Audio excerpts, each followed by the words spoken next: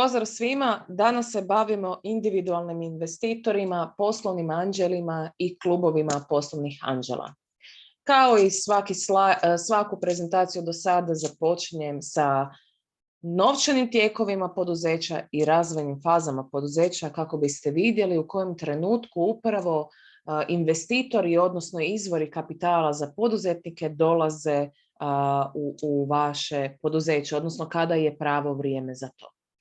Naime, poslovni anđeli i kao individualni investitori i generalno individualni investitori ulaze u vaše poduzeće u onom trenutku kada ste spremni, odnosno kada ste pokazali da možete poslovati. Najčešće je to u trenutku kada ste ostvarili prve prihode od prodaje ili kada imate dokazan koncept. Objasnit ću malo više razlike kasnije. Kada govorimo o financiranju, vrlo često poduzetnici dolaze na tržište očekujući da će se sve prilično formalno odigrati. No, jako puno investitora ima dosta behavioralan pristup financiranju i generalno investiranju svojih sredstava, ali jednako tako i poduzetnici imaju dosta behavioralan pristup financiranju. Naime, kada govorimo o behavioralnim stavkama, vrlo često u tom behavioralnom dijelu psihologija ulazi u donošenje odluka. Kada govorimo o ovom behavioralnom pristupu i psihologiji, postoji jedna cijela teorija koja se zove teorija behavioralnih financija, koja se nadovezuje na teoriju behavioralne ekonomije, ali jednako tako priča i o tome da društvene, kognitivne i emocionalne stavke utječu na donošenje odluka. Vrlo često vaše poslovno okruženje, vaše prijatelji, način na koji ste odgojeni, kultura, okruženje kao takvo utječu na to su sve ove društveni faktori koji će utjecati na donošenje odluka. Naravno i oni kognitivni i emocionalni. Vrlo često ćete koristiti određene heuristike, odnosno prečace za donošenje određenih odluka. Donosit ćete dio odluka i temeljem prethodnih iskustava, temeljem vaših emocija. Osjećate li da je pravo vrijeme za ulazak u investiciju? Kako možete osjećati nešto? To je investicija, to je vaš projekt. Dakle, morate biti uvjereni u to i imati podatke o tome. Vrlo često ćete temeljem određenog, mi to zovemo gut feeling, ali hintova, osjećaja donositi odluke o razvoju poduzeća, odlučiti surađivati s određenim ljudima.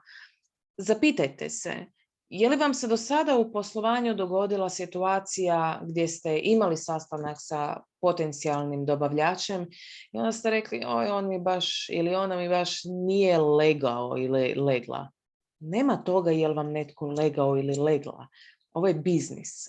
Ovo nije dječji vrtić. Naravno da se, nažalost, ali temeljem društvenih, kognitivnih i emocionalnih faktora donose odluke, ali pokušajte utjecaj takvih faktora minimizirati. Jer to vas stavlja u područje iracionalnosti. Samo racionalni poduzetnici, odnosno s druge strane, jer možda ćete i biti racionalni investitori, donose odluke temeljene na podacima. I podaci su ono što bi trebalo voditi poduzeće. Ali to onda ne bi bilo poduzetništvo i ne bi bilo kreativno upravo ono što vi radite. Dakle, pokušajte minimizirati utjecaj vanjskih faktora koji se odnose na te društvene faktore, kognitivne i emocionalne faktore i donositi odluke temeljene na podacima koji su upravo ono što je najbolje za vaše poduzeće. Kada govorimo i o tim investitorima koji će također donositi odluku o financiranju, odnosno investiranju u vas temeljem određenih behavioralnih faktora, u konačnici će oni ipak pogledati više vaše podatke.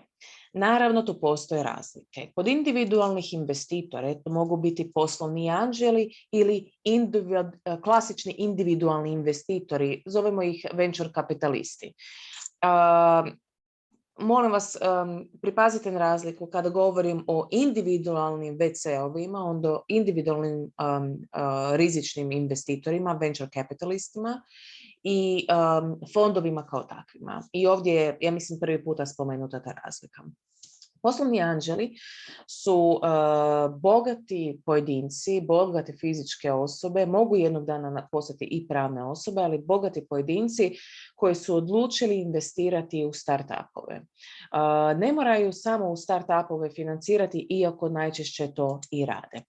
To su ljudi koji već imaju poslovno iskustvo, koji imaju mrežu poznanika, koji imaju odnose sa određenim dobavljačima i mogu vam pomoći kroz davanje svježeg kapitala poduzeću, ali i kroz mentoriranje. I za razliku od individualnih investitora koji također imaju ovih venture kapitalista, koji također imaju svoje kanale, distribucijske kanale, mreže kupaca i dobavljača i imaju poslovno iskustvo, vrlo često poslovni anđeli, za razliku od klasičnih individualnih investitora, žele biti ipak uključeni u poduzeće. Žele vas kontinuirano mentorirati. Smatraju da je vaše poduzeće ne samo vaše poduzeće, nego da je uspjeh vašeg poduzeća i to vaše poduzeće nešto na čemu oni ne samo da će zaraditi, ali na čemu će kreirati dodatnu ekonomsku korist ekonomije kao takvoj. Vrlo često poslovni anđeli ulaze u financiranje ranijim fazama poduzeća, odnosno onim ranijim razvojnim fazama nego što tu ulaze individualni investitori, iako tu nema pravila. Situacija na tržištu se mijenja iz mjeseca u mjesec, iz dana u dan. Kada govorimo o tim nefinancijskim inputima, kao što sam rekla, distributivni kanali, poslovno iskustvo, to su sve vrlo važne informacije, pogotovo za poduzetnike početnike, jer vi još uvijek možda ne znate na koji način funkcioniraju odnosi sa kupcima, kako možete odnose s kupcima unaprijediti, možda ne znate sve distribucijske lance koji postoje za vaše poduzeće, ali možda se netko drugi već bavio nečim sličnim i može vam dati savjet. Jednako tako možete se naći u situaciji kada dođe do nekih pravnih problema. Investitor bi vam trebao moći pružiti takav pravni savjet kroz svoje kanale, odnosno svoje pravne savjetnike. Ali ono što je daleko najvrijednije, što vam primjerice mogu ponuditi upravo poslovni anđeli, je da imaju to prethodno poduzetničko iskustvo i bezrezervno su spremni ponuditi svoju poslovnu mrežu, svoj networking s vama. Imala sam situaciju kada svjedočila sam situaciji gdje je poslovnog anđela nazvao njegov poduzetnik u koje je ovaj investirao. I bilo je negdje 9 sati na večer, sljedeći dan je trebao koncept proizvoda izaći na jedan sajam i nedostao je jedan mali dio za taj koncept. Nisu znali što napraviti. U tom trenutku poslovni anđeo je nazvao sve svoje poznanike u tih 9 sati na večer i zamolio one za koje je znao da imaju 3D printer da isprintaju u 3D-u taj jedan mali dio koji je bio potreban da se koncept sastavi. To radi poslovni anđeo, ali poslovni anđeo vas prati, mentorira i zaista vam pomaže u razvoju vašeg poslovanja. Osim individualnih poslovnih anđela, postoje i klubovi poslovnih anđela.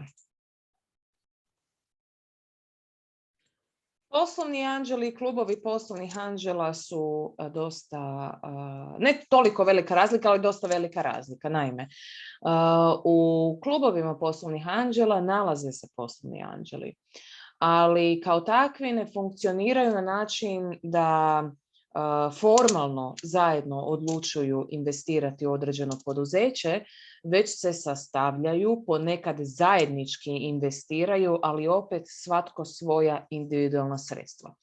Klubovi poslovnih anđela su vrlo interesantni u svojoj definiciji, jer osim što promiču zajedničke investicije, jednako tako i promiču poslovanje poslovnih anđela u ekonomskom okruženju.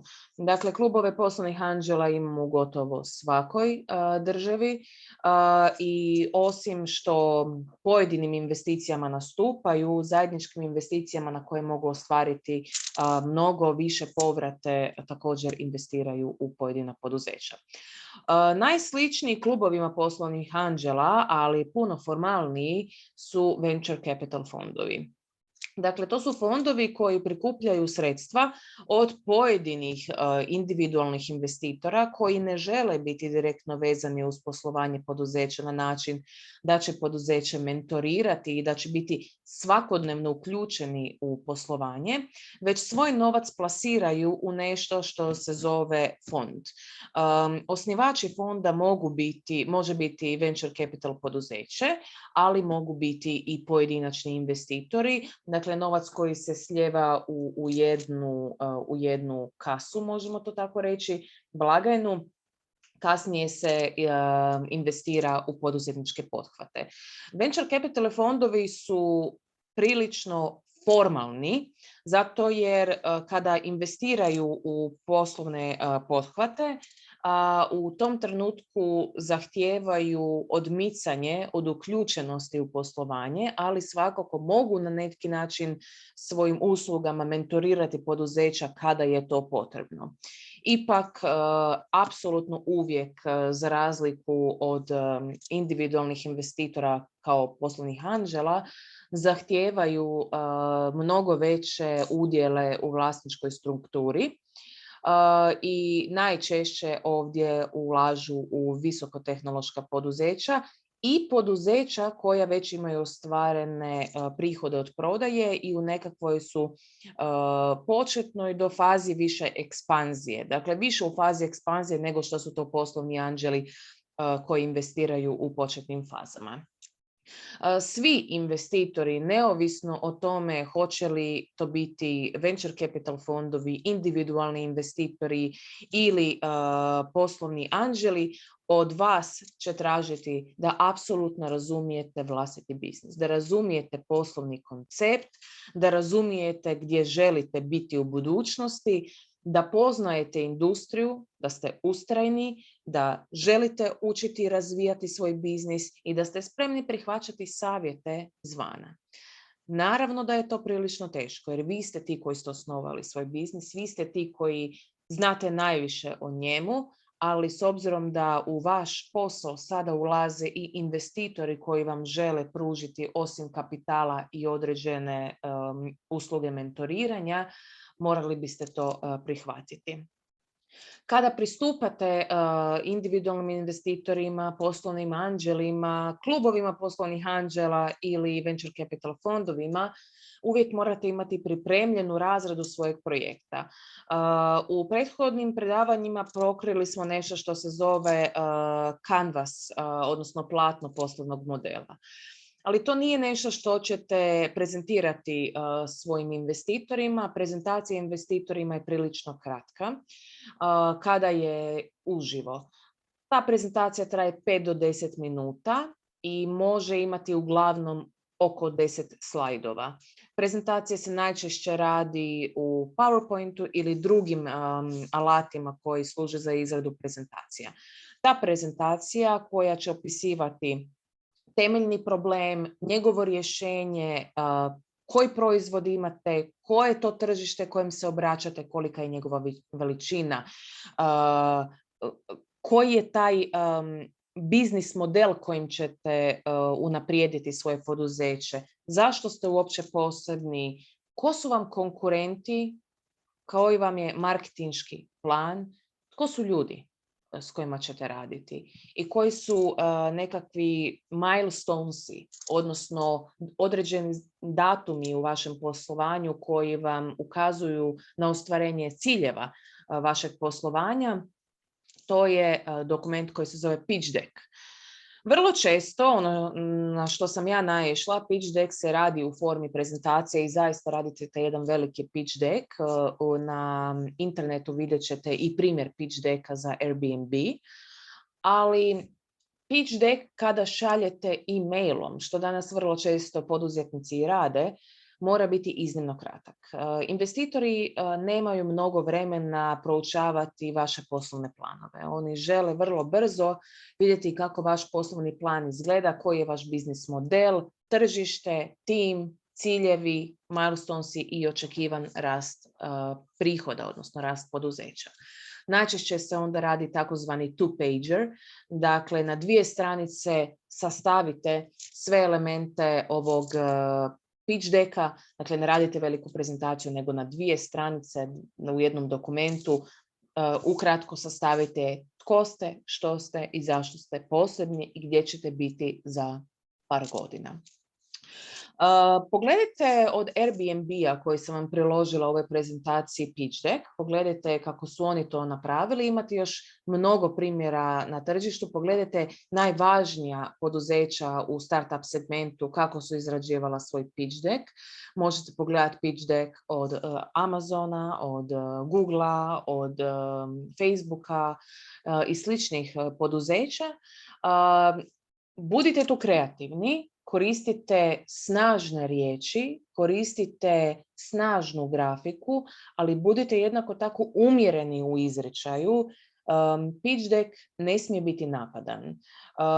Moj savjet sada vam je da napravite za svoje poduzeće pitch deck. Dakle, sastavite pitch deck, pogledajte primjer koji sam vam dala na internetu o Airbnb-u. Različite predloške možete pronaći na internetu. Ukoliko ne želite raditi u PowerPointu, vrlo dobre grafike, snažne grafike možete koristiti i preko sustava Canva, www.canva.com, gdje također imate već predloške s kojima možete sastaviti pitch deck. Želim vam svu sreću u izradi pitch decka. Razmišljajte uvijek što bi investitor htio vidjeti od vas i ako niste sigurni da je taj pitch deck baš dobar ili čak i ako ste sigurni u to da je on najbolji na svijetu, dajte ga nekom poznaniku, prijatelju koji vam je dovoljno iskren i koji će vam dati vlastite komentare. Vidimo se na sljedećem predavanju.